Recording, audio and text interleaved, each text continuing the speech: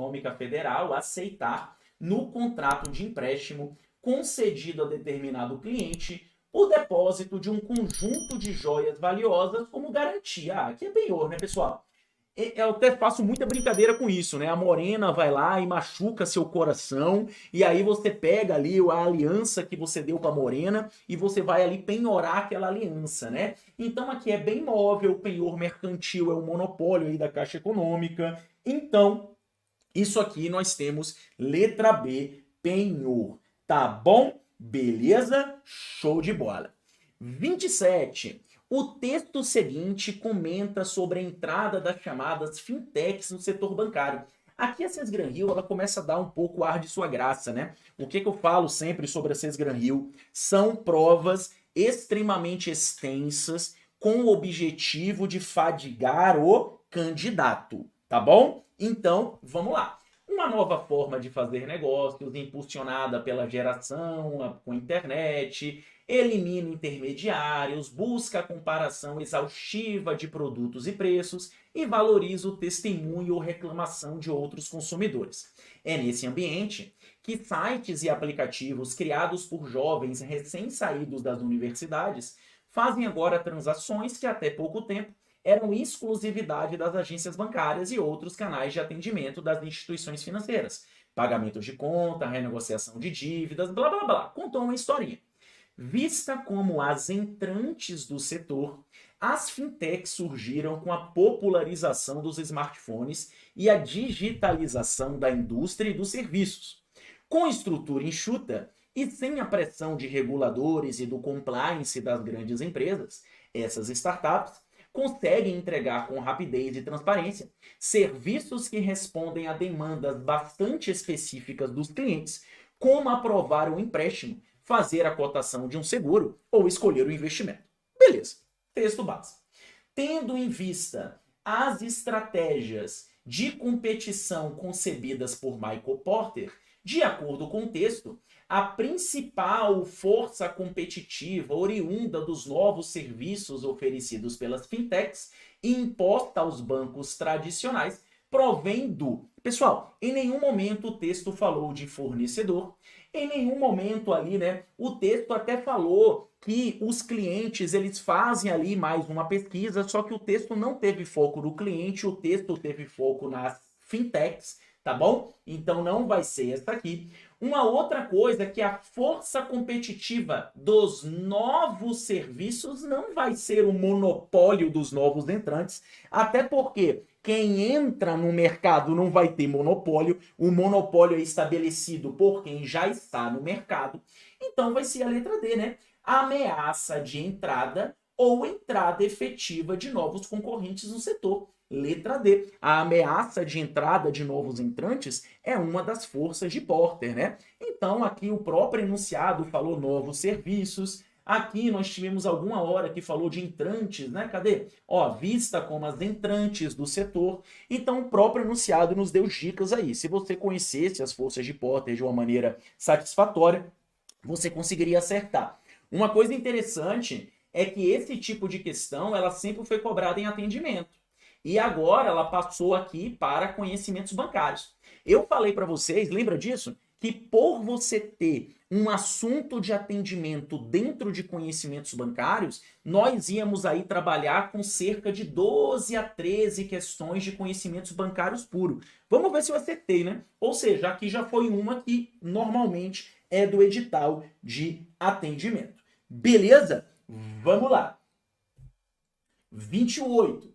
Considerando a estrutura organizacional da Caixa Econômica, a decisão final relacionada à definição das linhas estratégicas de atuação, das diretrizes, da orientação geral e do monitoramento e da avaliação dos resultados fica a cargo de... Pessoal, eu falei isso para vocês na revisão, tá? Que eu falei assim, pessoal, se vocês tiverem que levar alguma coisa para a prova sobre o estatuto, vocês entendam o seguinte, que quando a gente fala de diretoria de presidência, nós estamos falando de execução, ou seja, vai fazer o que está estabelecido. Agora, quando você fala de orientação, normativa, deliberação, você fala de conselho. É aquilo que eu até fiz analogia, né? O conselho ali discute e fala, ó, siga isso, isso, isso. Aí pega o presidente e fala, beleza, e vai lá e executa. Tá bom? Então isso foi falado na revisão, que eu falei, ó, lá no estatuto, o que você tem que saber é o seguinte, é isso, isso, isso e isso, certo?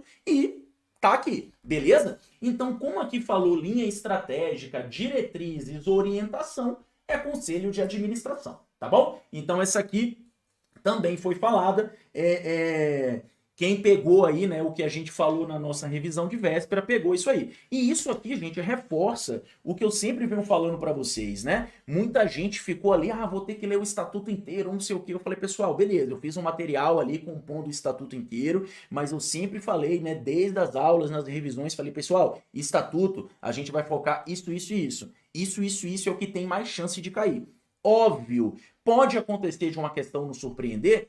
Pode, mas essa questão que nos surpreende fica contada como questão gordura. Inclusive, eu consegui dar uma olhada aqui em conhecimentos bancários de uma questão que eu já considero gordura. Tá bom? Então, vamos dar uma olhada e vamos para frente. 29. Na estrutura... essa aqui nem precisa a gente ler muito, né, pessoal? Sistema Financeiro Nacional, a Caixa Econômica é uma operadora, né? Isso aqui é tranquilo, né? Porque você tem que o Conselho Monetário Nacional, Conselho Nacional de Seguros Privados e Conselho Nacional de Previdência Complementar são órgãos normativos. Aí você tem que Bacen, CVM, SUSEP, Previ, que são entidades supervisoras, reguladoras. E você tem ali, né, que as caixas econômicas, bancos comerciais, bancos múltiplos, blá, blá, blá, são operadores, né? Mais uma vez, pessoal, reforça o que eu sempre falo para vocês. Não fiquem muito tempo ali, né, no assunto de estrutura do Sistema Financeiro Nacional. Eu vejo alunos gastando um tempo enorme nisso aí, estudando um monte essa situação, ficando ali focado em estrutura do Sistema Financeiro Nacional e babá. Não, gente, não é comum cobrar o detalhamento, né? Então, vamos lá, vocês têm que me ouvir, muitos aqui já ouvem, né? Mas aí fica o aviso, vamos para lá. Beleza. Então, continuando. 30. Gente, outra aqui sobre mercados financeiros, né? Nós sempre falamos aí que você tem um mercado monetário, você tem um mercado de crédito, você tem um mercado de câmbio e você tem um mercado de capitais, né? Mercado de capitais é empresas, né? Mercado de ações, mercado de câmbio é moeda estrangeira, mercado de crédito é empréstimo e mercado monetário é a base do sistema financeiro nacional, né? Tem a ver com a base monetária, muito ligada aí aos bancos comerciais e por aí vai. Beleza? Eu só vou poder falar a respeito da nota de corte depois que eu acabar de corrigir a prova, né? Para eu conseguir ver ali mais ou menos o nível da prova. Tá bom? Então, as reservas bancárias é o dinheiro que o banco tem, né? Então, a reserva bancária vai fazer parte do mercado monetário. Não vai ser cambial, que não é moeda estrangeira, não vai ser de crédito, que não está falando de empréstimo, não vai ser de capitais, que não está falando de empresa e criptomoedas. Nem existe esse mercado. Tá bom? Tranquilo? Show de bola. Então, essa aqui, bem de boa também. Nada aí pra gente conversar muito, não. Tá? Vamos lá. 31. Dentre as estratégias utilizadas por um governo para atuar na economia, tem-se uma política monetária não convencional.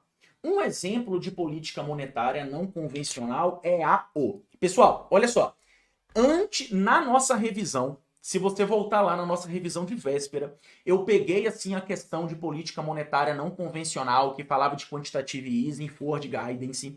E aí o que eu falei para vocês? Eu falei, pessoal, vamos lembrar do seguinte: quantitative easing e forward guidance. Expansão da base monetária por meio de compra de títulos públicos e privados. O quantitative easing não se preocupa com inflação, o forward guidance se preocupa com inflação. Matou, vai embora, não pensa mais nisso. Lembra disso? É isso que você tem que focar. Aí logo depois eu falei o seguinte: o que são políticas monetárias convencionais? É o que o Banco Central faz no dia a dia. Por exemplo, operação de redesconto, empréstimo, redução de depósito compulsório, né? É depósito compulsório, se vai aumentar ou vai diminuir. Aumento da base monetária, que é imprimir moeda, já que o Banco Central tem autonomia para isso, então o Banco Central, infelizmente, imprime moeda, né? Isso foi falado. Manipulação da taxa Selic pelo Copom, tá? Então eu listei ali quais seriam as situações convencionais. Se você pegou isso aí na aula, você consegue aí, né, por analogia, ver o que é não convencional. Sendo assim, nós temos o seguinte: redução de redesconto, convencional. Redução de reserva bancária, convencional, tá? Aumento da taxa de depósito compulsório, convencional. Aumento da base monetária mediante emissão primária de moeda, o Banco Central nem precisa mais pedir para ninguém para emitir moeda, convencional. Agora, compra recorrente pelo Banco Central de títulos de longo prazo do Tesouro Nacional. Pessoal, isso aqui, até a gente falando de administração financeira orçamentária, seria o Banco Central estar alimentando o governo. Porque se você compra título do Tesouro, você está dando dinheiro para o governo, né? Então isso aí é uma política monetária não convencional. Como é aquilo? O que é algo não convencional? É o que você não faz o tempo todo. Se você pega esse conceito, você logo vai entender. Pô, o Banco Central comprando recorrentemente um título de longo prazo do Tesouro, aí logo embaixo você vê ali título de curto prazo, existe o Open Marketing, você vê ali taxa de redesconto, depósito compulsório, impressão de moeda. Então, você já vai aí, né, conseguir estabelecer que a letra A vai ser a nossa resposta, né? Compra recorrente pelo Banco Central de títulos de longo prazo do Tesouro Nacional. Mas eu vou dizer que essa aqui tem um nível médio, tá? Até agora nós tínhamos questões mais fáceis, então eu vou dizer que essa aqui tem um nível médio. E vou dizer que essa aqui, ó, a 25, também tem um nível médio, tá? Algumas outras de compliance tinha pegadinha, mas até agora não vi nenhuma questão difícil, nenhuma questão gordura mesmo, tá bom? Vamos lá. 32, 32, 32. Um dos maiores desafios da política fiscal é manter a razão entre a dívida bruta e o produto interno bruto, em níveis baixos e estáveis no longo prazo, considerando para que todos os demais fatores permaneçam constantes. O seguinte fator contribui para o aumento da razão da dívida pública. Pessoal, olha só, aqui é uma questão de lógica. Veja só o seguinte. Imagina a grande... Analise isso aqui. Vamos lá. Imagina que você está me devendo R$1.000, certo? E a taxa de juros desse empréstimo é 5% ao mês. Então você está me devendo R$1.000 com 5% ao mês. A sua dívida comigo é R$1.000 com os juros de 5% ao mês. Agora, digamos que eu tivesse poder para aumentar esses juros e eu falasse o seguinte: cara, não é 5% ao mês mais não, é 10% ao mês. Pergunta: com o aumento da taxa de juros, você vai ficar mais endividado ou menos endividado? Mais endividado. Quando a gente compra um título público, a gente não está emprestando dinheiro para o governo? Tá. Quando a gente compra um título público, a gente está emprestando dinheiro para o governo. Se a taxa Selic sobe, o governo fica mais endividado, porque ele tem que pagar para a gente com uma taxa de remuneração maior. Se a taxa Selic desce, o governo fica menos endividado, tá bom? Então, pessoal, o que contribui para o aumento da dívida pública? O aumento da taxa básica de juros. Agora, veja só, se o governo tiver um compromisso com obtenção de superávit, como é que isso vai aumentar a taxa básica de juros? A dívida. Eu tenho compromisso em ganhar mais, de ter superávit. Como é que isso aumenta a minha dívida? Eu vou reduzir meus gastos. Como é que isso aumenta a minha dívida? Vamos pensar na economia familiar. Cara, eu estou devendo R$100.000, mas não. Eu vou me comprometer a trabalhar mais porque eu vou ganhar mais dinheiro. Isso vai melhorar ou diminuir minha dívida? Aumentar ou diminuir? Diminuir? Não. Eu vou gastar menos. Eu vou gastar menos. Em vez de ter um custo de vida de 4.000 por mês, vou ter um de 3.000 por mês. Gastei menos. Isso vai melhorar, aumentar ou diminuir minha dívida? Diminuir. Eu vou arrecadar mais dinheiro. Se eu arrecado mais dinheiro, eu tenho mais dinheiro para pagar. Ou seja, isso vai diminuir. E se o governo estiver crescendo, como que minha dívida vai aumentar se eu estou tendo um crescimento econômico?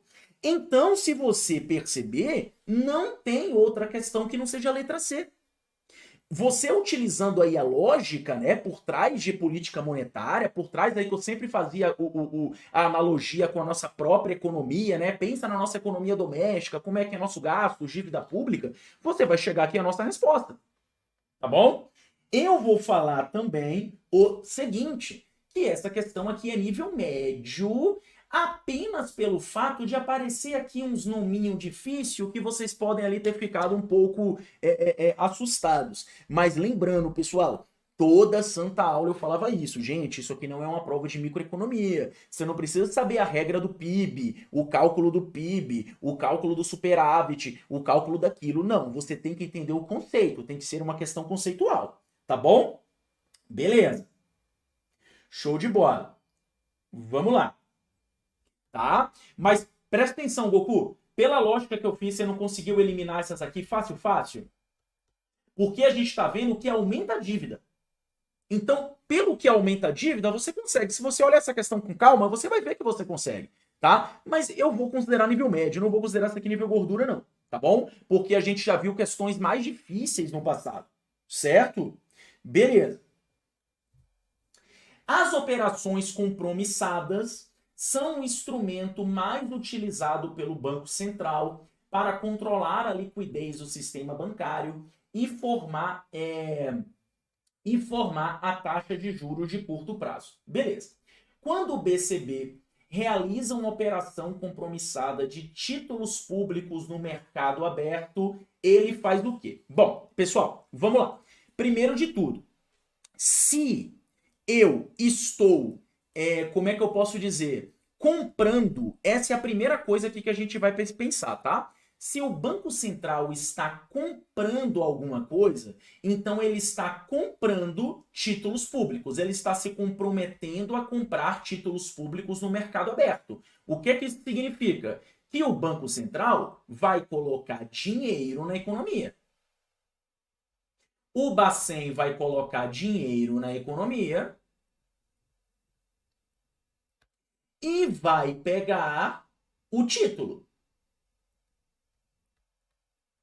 Com mais dinheiro na economia, nós vamos ter uma maior liquidez, tá bom? Então, logo de cara, a gente já vê que pode ser aqui, né, a letra B e a letra C, tá? Então, nós vamos ter aí letra B e letra C que vão considerar essa nossa primeira análise, né? Porque se você está botando dinheiro na economia, você aumenta a liquidez.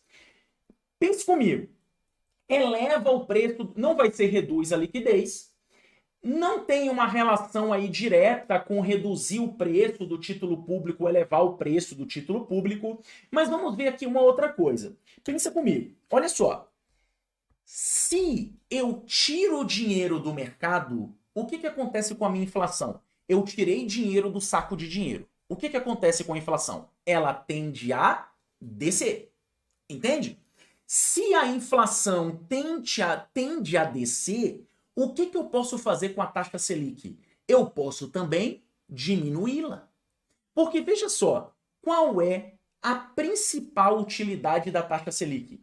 Lembra que a taxa Selic ela é inversamente proporcional à inflação? Então, olha só, se a taxa Selic aumenta, eu quero que a inflação diminua. Tá? Se a taxa Selic baixa, eu quero que a inflação aumente, né? Teoricamente. Agora, veja só, como que eu posso fazer com que a taxa Selic baixe se eu tenho mais dinheiro na economia? Porque eu vou estar fazendo essa compra de títulos públicos, entende? Então, eu vou estar colocando dinheiro na economia e vou estar tirando essa situação aqui, tá bom? Então, veja só que quando a gente fala aqui, né, de taxa de juros de curto prazo, nós estamos falando da taxa Selic.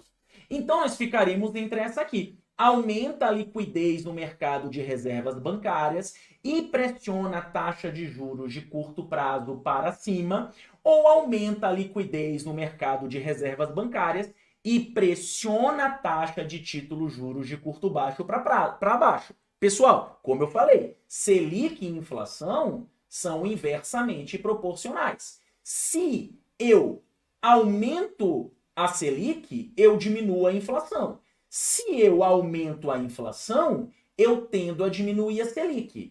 Se eu estou botando mais dinheiro na economia, eu estou botando mais dinheiro no saco de dinheiro. Então, eu aumento a inflação. Se eu aumento a inflação, eu tendo a descer a taxa Selic. Então, eu pressiono a taxa de curto prazo para baixo. Certo? Tranquilo? Show de bola. Essa aqui eu vou dizer que é difícil, tá? Por quê? Porque você tinha que ter essa análise. Porque o que acontece? Vamos lá. Exatamente. Porque o que acontece? O que é inflação? A inflação é o aumento do dinheiro no saco de dinheiro. Lembra disso? Se a inflação é inversamente proporcional à Selic, se eu aumento o dinheiro no saco de dinheiro, eu conduzo a minha Selic a descer. Se eu diminuo o dinheiro no saco de dinheiro, eu conduzo a minha Selic a subir, porque ela é inversamente proporcional. Quando o Banco Central compra título público, ele vai estar tirando o título e colocando dinheiro. Se eu coloco dinheiro, eu aumento a inflação. Se eu aumento a inflação, eu pressiono a taxa de juros para descer. E taxa de juros de curto prazo é Selic, tá bom? Então, nós temos aqui letra C, aumenta a liquidez no mercado de reservas bancárias e pressiona a taxa de juros de curto prazo para baixo. Tá bom? Tranquilo? Show de bola. Essa aqui é manjada, né? Essa aqui é manjada. Mas eu desconfio, cara, que muita gente errou essa aqui porque apareceu essas palavrinhas aqui e a pessoa se apavorou, tá? Mas eu acredito que essa aqui foi mais fácil que essa aqui, tá bom? Então, beleza. 34. A taxa de câmbio nominal refere-se aos preços relativos de duas moedas, enquanto as taxas de câmbio real são definidas em termos das taxas nominais de câmbio e níveis de preço, ou seja, né, considera a inflação. Considerando-se apenas bens e serviços comercializáveis, uma desvalorização real da moeda brasileira implica diretamente um aumento da compra do dólar americano, né? Essa aqui a gente fez na nossa revisão, nós fizemos várias vezes aí, né? Então essa aqui, ela foi bem tranquila. É melhor, a gente que ganha real, é melhor viajar para onde? É melhor viajar para Noruega ou para Tailândia? Para Tailândia. Por quê? Porque o nosso dinheiro aqui vale mais. Se a gente for para Noruega, a gente está alinhado. Uma bola de sorvete na nossa concepção vai ser 200 conto. Agora, se a gente for para Tailândia, como lá eles têm uma moeda e a nossa moeda é mais valorizada, a gente vai ter um poder de compra maior. Aqui aconteceu o contrário. Eu tenho uma relação dólar-real. O real desvaloriza, o dólar fica grandão. Tá? Então, essa aqui tá de boa, de boa, de boa, de boa. Essa aqui não tem muito o que a gente falar, não. Tá bom? 35. Cara, essa 35 aqui, velho, muita gente se confundiu, mas não tinha porquê, pessoal. Várias vezes eu falei para vocês. Inclusive, foi perguntado isso na revisão, eu acredito que nas aulas privadas. Ricardo, o que é PETAX? PETAX é a taxa de câmbio. Eu falei isso para vocês, né, várias vezes, né? E até a gente fez uma situação, a gente falou, ó, ancoragem é quando você faz isso, hedge é quando você se protege, swap é troca e taxa de câmbio é PETAX. Então, taxa de câmbio, PETAX, né? Tranquilo. A taxa entre o real e o dólar divulgada é a taxa PETAX. Certo? Beleza? Selic, pessoal, é a taxa básica de juros da economia. Certo? Inclusive, acho que foi até o João que perguntou isso. O que é PETAX? Eu falei, é taxa de câmbio. PETAX é taxa de câmbio. Então, essa aqui, ela foi entregue, né? Essa aqui, ela foi entregue. Beleza? Vamos que vamos. 36. A mineração de Bitcoin é um processo complexo que envolve muitos competidores, demanda grande de capacidade computacional e enorme gasto de energia elétrica. Beleza. Esse processo de mineração do Bitcoin consiste em emitir novos Bitcoins. Pessoal, o Bitcoin, ele não tem expansão monetária, ele é limitado a 21 milhões, né? Inclusive, o que dá valor para o Bitcoin é justamente a escassez, né? Então, você tem 21 milhões de Bitcoins que vão ser minerados aí até o fim da história. Não tem mais Bitcoin, não tem um aumento da base monetária de Bitcoin, tá? Validar os registros eletrônicos das transações no blockchain, exatamente. Isso aqui, né, foi falado no nosso material, a gente resolveu questão sobre isso também. O processo de mineração, ele valida os registros eletrônicos nas transações da blockchain. Tá bom? Tranquilo? Show de bola! Beleza? Então, isso aqui nós respondemos, tá? Teve duas questões assim que eu acho que a gente respondeu na revisão, quando a gente falou de atualidades do mercado financeiro. Isso aqui a gente respondeu nas próprias aulas de atualidades do mercado financeiro. Então, essa aqui tá tranquila. Beleza? Show de bola. Deixa eu ver se tem alguma dúvida aqui. Eu vou terminar aqui essas questões de bancários, a gente vê se tem alguma dúvida, tá bom? Então essa aqui foi tranquila, eu acho que aí, né, a galera teve subsídio para poder responder, né? E agora justo. Essa aqui, gente, é gordura. Essa aqui é gordura, tá? Essa aqui, gente, ó, eu vou ser bem sincero para vocês. Foi a única questão que enquanto eu estava passando pro slide, eu olhei e resolvi de cabeça. Eu falei, mano, isso aqui é isso aqui. E agora, olhando o gabarito, eu vi que eu acertei. Mas aí que tá. Eu nunca vi cobrar isso. Gente, olha só. A gente fez todas as questões de todas as bancas, de todas as matérias. Certo ou errado? Certo.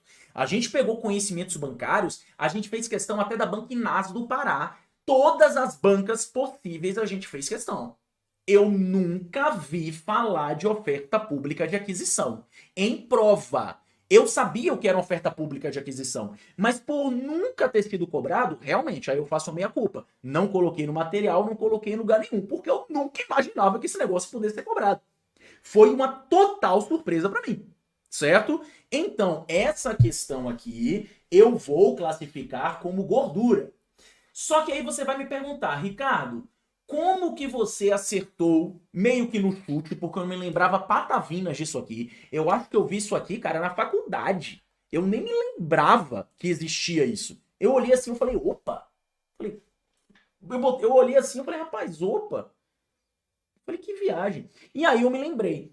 O OPA é a saída de capital, enquanto o IPO é a abertura de capital, o OPA é o fechamento de capital. Só que olha só, não é isso que a gente vai levar para a questão. Aqui eu vou mostrar para vocês como eu bati o olho nessa questão, chutei e chutei certo. Veja só, vamos lá. Então aqui vai falar, né, que a oferta pública de aquisição, avaliado a preço de mercado, fluxo de caixa descontado e múltiplo de mercado. Então, olha só que coisa interessante. Lembra que eu falei para vocês que quando vem uma questão assim, normalmente o enunciado a responde? Então veja só, o laudo de avaliação indicou diversos valores utilizando diferentes critérios de valor por ação, como patrimônio líquido contábil, patrimônio líquido avaliado a preço de mercado, fluxo de caixa descontado e múltiplos de mercado. Nós temos aqui 4 variáveis. 1, 2, 3, 4. 4 variáveis. E aqui pergunta qual critério é aceito pela Comissão de Valores Mobiliários. Pessoal, olha só. Se a avaliação foi feita por 4 critérios, por que seria feito por 4 critérios se a CVM aceitasse só 2? Eu não fazia a mínima ideia dessa questão. Vou ser bem sincero com vocês. Mas quando eu bati o olho, eu falei, meu, só pode ser isso. Porque você tem o seguinte, 4 variáveis. Patrimônio líquido contábil, patrimônio líquido avaliado a preço de mercado, fluxo de caixa descontado e múltiplo de mercado. Foi avaliado esses 4 critérios. Por que a CVM só aceitaria 2, ou 3, ou 1, se 4 tiveram que ser avaliados? Eu pensei assim. E aí eu peguei e falei, meu, isso aqui deve ser a letra E. E nem olhei o gabarito. Agora que eu tô olhando o gabarito, eu vejo que é a letra E. Por quê? Apenas uma? Apenas duas? Apenas duas? Apenas 3? Ou tudo? Tudo. Certo? Eu falei 21 milhões, cara. Tá aqui, ó. 21 milhões. Ó. Não sei se você tá me corrigindo, mas eu falei aqui, ó. 21 milhões, tá? Certo?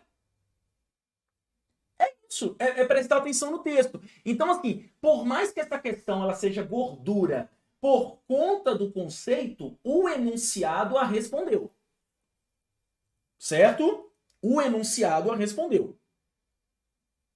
Tá bom? Beleza? Mas eu vou colocar ela como gordura pela questão do conceito. Mas eu tenho certeza que muita gente acabou acertando. Por quê, pessoal? Quando a gente faz várias e várias e várias e várias e várias questões de prova, a gente aprende a tática de prova. E se vocês prestarem atenção, sempre que a gente está resolvendo uma questão, eu falo para vocês, pessoal, vamos focar aqui na tática de prova, vamos focar aqui na inferência, vamos focar aqui em tal coisa. Lembra disso? Beleza. Então, tranquilo. Certo? Vamos lá. Eu não acho que é anulável. Por quê? Porque lá no nosso edital falou noções de mercado de capitais. E isso aqui, pessoal, é muito amplo. Tá? Eu não acho que eles vão anular essa questão, não, porque é uma coisa muito ampla. Certo? Mas, como eu falei para vocês, o enunciado respondia essa questão. Né? Pelo menos orientava a resolução dessa questão. Beleza? Tá bom? Então vamos para frente. Uma gerente responsável por consórcio. Pessoal, consórcio é Banco Central, né, gente? Consórcio não é...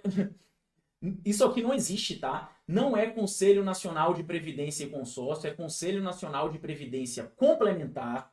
Conselho Monetário Nacional existe, só que Conselho Monetário Nacional não é uma reguladora, é um normativo, tá? Então ele vai ali fazer normativos. Comissão de Valores Mobiliários é uma reguladora, uma entidade supervisora. Lembrando, pessoal, quando a gente fala de entidades supervisoras, reguladoras, assim, né, fiscalizadoras, nós vamos ter Bacen, CVM, SUSEP e Previc.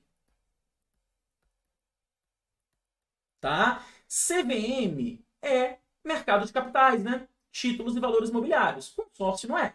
Previc é previdência complementar. Né? Fundos de pensão, né? Fundo de pensão fechado, então também não vai ser. SUSEP é seguros.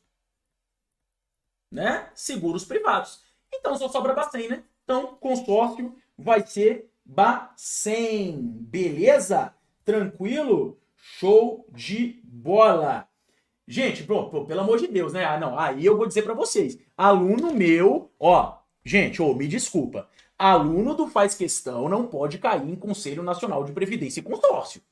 Não, pera lá. Ricardo, beleza, eu caí, mas, foi um vacilão. Aí não, aí a gente tem que olhar no espelho e falar, meu, eu vacilei, errei, fui moleque.